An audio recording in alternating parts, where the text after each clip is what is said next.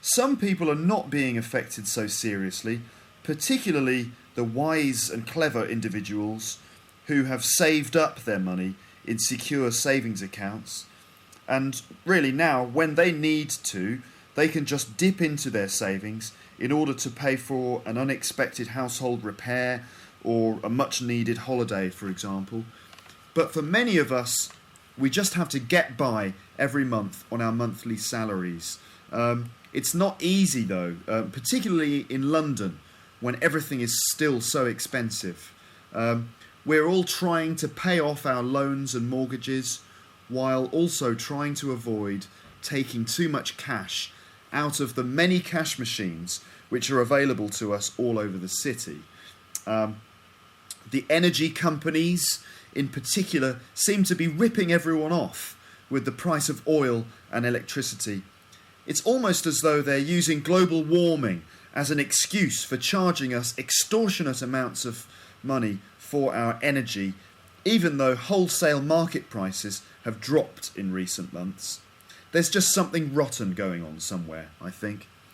Big companies and banks seem to get protection from the state, while the average taxpayer has to pick up the pieces by working harder, cutting back on our spending, moving into more modest accommodation, or accepting badly paid work just because we have no choice these days. Perhaps it has to be that way. The big companies have to be protected, perhaps, in order to support the economy. But it just seems a little bit unfair, that's all. I'm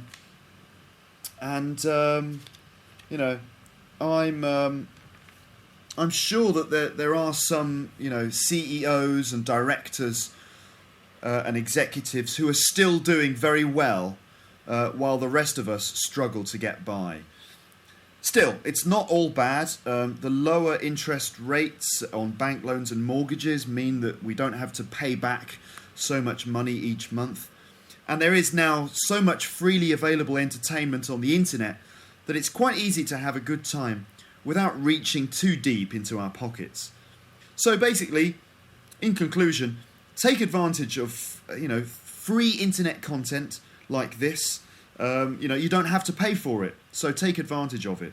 But if you're doing okay for money at the moment and you're feeling generous, you could always donate some money to these free services like Luke's English podcast via PayPal. And, just do it just to make the world a better place.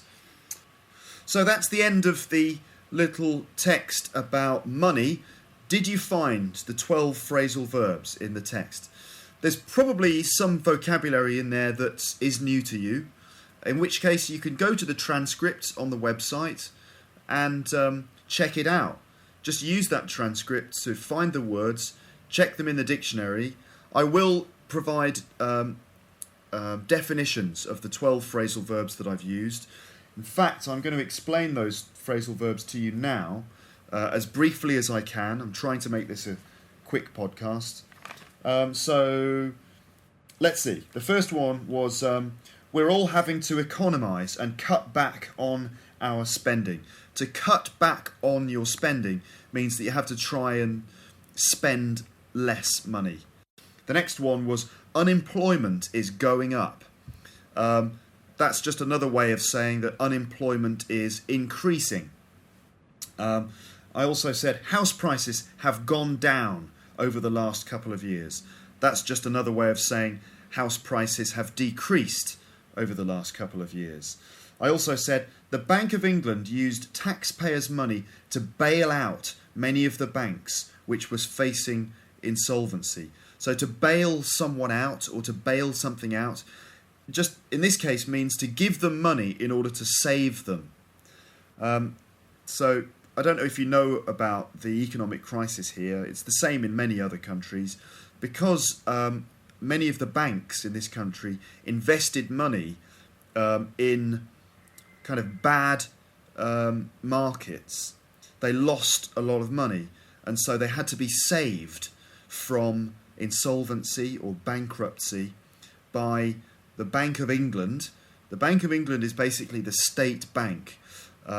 So the Bank of England had to bail out the banks. They had to save all of the private banks by giving them lots of taxpayers' money in order to balance their accounts, to set off all of their debts. A little bit complex because we're talking about financial language now. But to bail someone out means to save them by giving them money, basically. And particularly, we use the word bailout these days when we're talking about the state giving private banks or private companies money in order to stop them from going bankrupt. Okay, so that's to bail someone out. The next one I said was VAT was lowered to 15% in order to encourage us to splash out in shops up and down the country. To splash out just means to spend money in a carefree way. You know, like when you go to the shopping centre and you just treat yourself to something, you just splash out. So it means spend quite a lot of money in just a kind of enjoyable way. You know, like retail therapy. Women listening to the podcast, you probably know what I mean, because women love to splash out, you know, at the shopping centre. It just means to go out to the shopping centre and spend a load of money, kind of just for fun, in a pleasurable way, to splash out on something. By the way, if you don't know what VAT is, it's a tax. It's value-added tax. It's a tax which is applied to almost everything that you purchase in the shops. In this country, it's 15%. It used to be 17.5%, but the government reduced VAT as a way of trying to stimulate the economy, because they're trying to encourage us to splash out on things and spend our money. Right, the next phrasal verb was some wise and clever individuals have saved up their money in secure savings accounts. So to save up your money, it really just means to save your money. It just means, you know, to put your money in a bank account or keep it somewhere so that you don't spend it. It just really means save money. But save up, using up, just modifies the word save to mean, you know, save over a long period of time, hopefully save quite a lot of money. So you'd save up. You know, when you're a child, you save up to buy a computer game or something, right? These days, people save up money so that they can go on a holiday at the end of the year, for example. The next one was, when they need to, they can just dip into their savings. So to dip in means to just go into a savings account and take a bit of money out. To dip in. Now, often we use the word dip in to mean go into some water, right? So it's a bit like, let's see, if you're at the beach and you just kind of go into the sea just for a little bit, just for a while. You dip into the sea. In the same way, you can kind of dip into a bank account, just kind of go into the bank account and take a little bit of money out. Okay, that's to dip into something. The next one was, for many of us, we just have to get by every month on our monthly salaries. To get by just means to survive, basically. To survive on a small amount of money, usually. Okay. So, for example, if you're a student in London, it's very difficult to get by because you're not earning money, you're just spending money. So you've got to be very careful with your money. It's very difficult to get by, to survive on a small amount of money, all right? So for many of us in London, we just have to get by every month, you know, month by month. Then I said, we try to pay off our loans and mortgages. To pay off something or to pay something off means to pay it completely. So if you pay off a loan, it means you give all the money back and then you don't have to pay any money in the future. So you completely pay all the money back to pay off a loan or pay off a mortgage. A mortgage, by the way, is a special kind of bank loan which you take out in order to help you purchase a house or a flat. The other expression I used was to avoid taking too much cash out of the bank, or to take cash out of the cash machine. To take cash out, or to get cash out of the bank or the cash machine. And that means to withdraw money. So you can withdraw money from the bank, or you can take cash out of the bank. Okay. The next one was the energy companies in particular seem to be ripping everyone off. To rip someone off just means to charge much too much money for something. So to charge very high prices for something, and it's unreasonable, right? So for example, if you go to a shop to buy, I don't know, a can of Coca-Cola, and you go into the shop and say, yeah, can of Coca-Cola, please. And the man goes, can of Coca-Cola, okay, that's £100, please. And you go, £100? God, what a rip-off. You know, you are ripping me off. It just means that someone is charging you much too much money for something. It's also a noun, a rip-off. That's a rip-off. And a verb. You are ripping me off, or in a passive structure, you were ripped off. You know, you paid £100 for a can of Coke. You got ripped off, mate. Or you were ripped off. What a rip-off. Okay, that's a rip-off, or to rip someone off. The next one was the average taxpayer has to pick up the pieces by working harder and cutting back on our spending. I think I've explained that, to cut back on spending. Yeah, that was the first phrasal verb, so I don't need to explain that one again. To cut back on spending. The next one, this is the last one, was we don't have to pay back so much money each month. Just to pay back means to give money back. It's similar to pay off, but slightly different. You pay off a loan when you pay all of the money back, but you pay back money every month. So it just means to give some money back when you have borrowed it. Yeah? Okay. Obviously, to lend money and to borrow money are really key terms, and they're ones that I hear students getting wrong all the time. So to lend money, if I lend you money, that means I give you money and you have to give it back to me later. So I lend you the money and you borrow the money from me. Okay? So I lend the money and you borrow it from me. Okay? And then if you borrow money from me, you have to pay it back to me later. And you might pay it back, every month until after, I don't know, let's say 12 months, you have paid it all off. Okay, you've paid off the loan. Okay, so that's it for the phrasal verbs.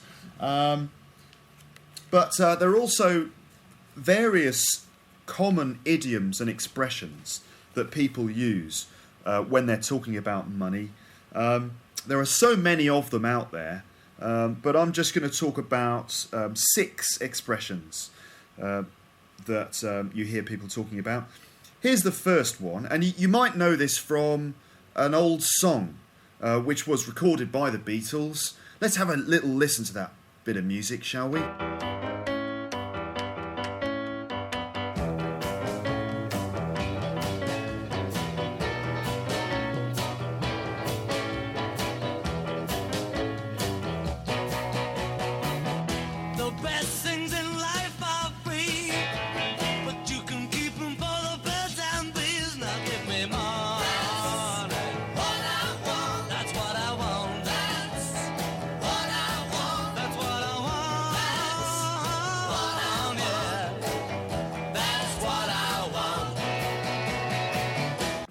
Yeah, John Lennon did have a good voice. So they say the best things in life are free. That's the expression. The best things in life are free. Well, I mean, is that true? I think, it probably is true. Love is free, isn't it? I mean, it should be. Anyway, if you have to pay for it, then it isn't the real thing, is it? I mean, if a woman loves a rich man for what he can offer her in life because he's rich, isn't that a kind of love? I mean, she's got to love him for something. And the fact that he's made money shows that, he's a capable man. And if she loves him because he's rich, she loves part of him. She loves the sort of aspect of him which is successful and powerful. So I don't know, is that real love? If a woman loves a man because he's rich, is that real love? I'm not sure really, I can't decide on that one. But certainly our basic freedoms should be free.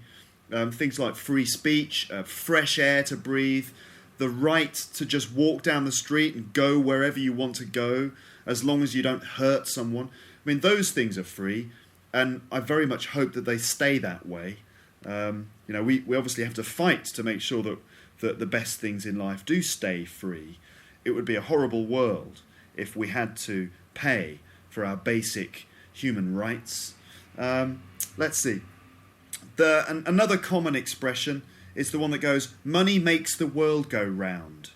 I said that earlier on in the podcast. Money makes the world go round. Now, technically, I don't really think that's true. I don't think that money makes the world go round. I think that actually it's the laws of physics. Like gravity, mass, that kind of thing. That's what actually makes the world spin on its axis. But, obviously that's not what the expression really means. Certainly society or civilization is run by money. Money defines many aspects of our lives. Many people do things just for money. Lots of people, millions of people just get out of bed in the morning just in order to make money.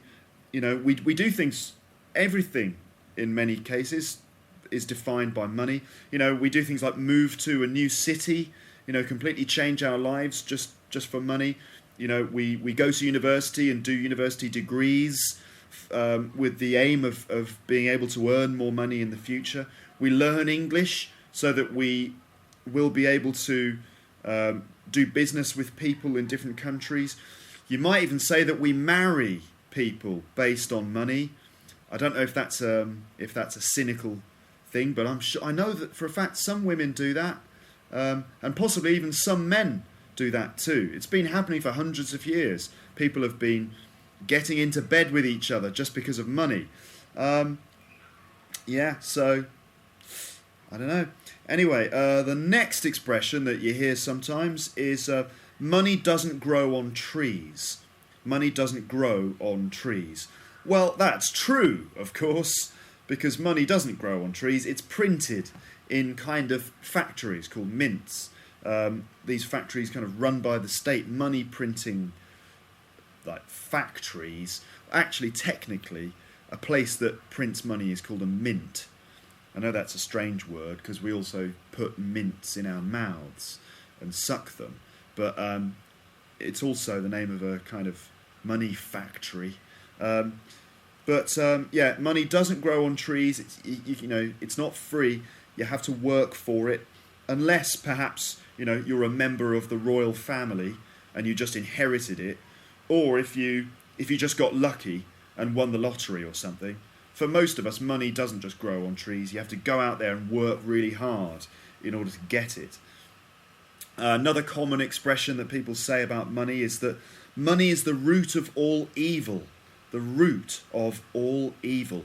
That just basically means that evil comes from money, or that money is the origin of evil.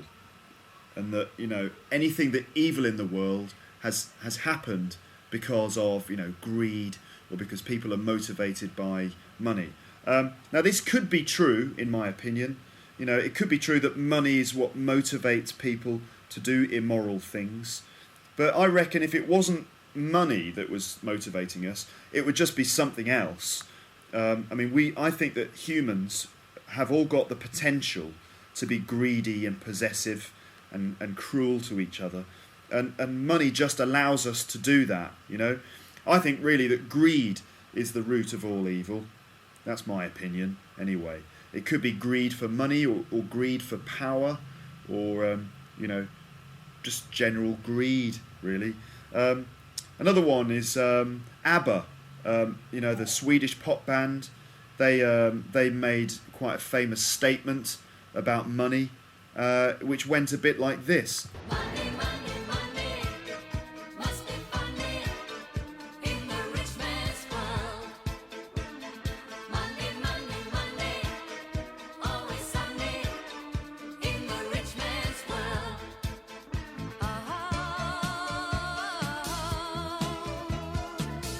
All the things I could do if I had a little money. It's a rich man's world. It's a rich man's world. Yeah, I think they hit the nail on the head with that one. They're certainly on the money with that song.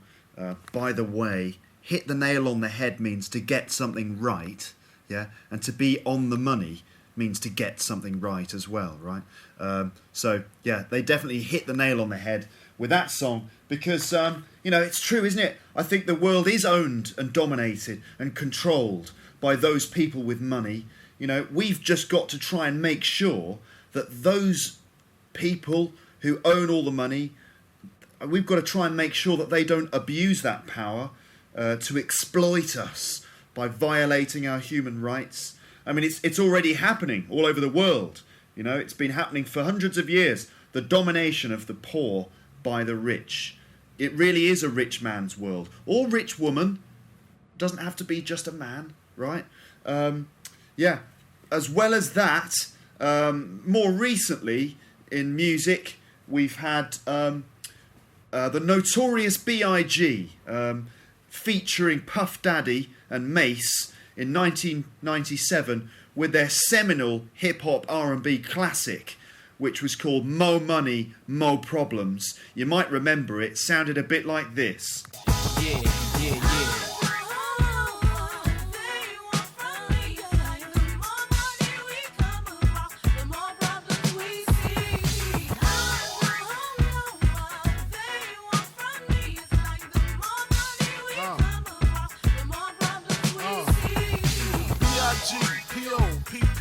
No info for the DEA. Federal agents mad cause I'm flagrant. Tap myself and the phone in the basement.